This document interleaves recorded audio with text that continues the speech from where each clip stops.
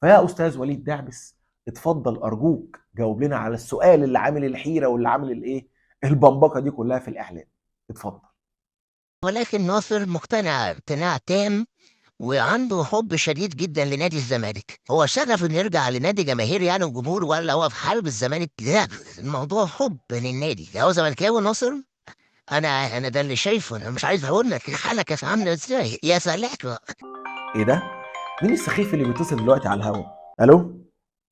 ايه يا ابني، انجز بصور، عايز ايه؟ فيديو ايه يا عم؟ ناصر ماهر يا ابني، ناصر ماهر ما رئيس النادي طلع قايل ان هو لسه زملكاوي. يا عم بطل حوارات بقى، مش زملكاوي ازاي بقى؟ بطل هري بقى. ده انا عماد مأكد لي ده لسه رئيس نادي فيوتشر لسه قايل يا ابني القصه دي كلها. ايه؟ طب استنى كده اتاكد. زي ما بيقول لك انا كنت زملكاوي من اول ما اتولدت.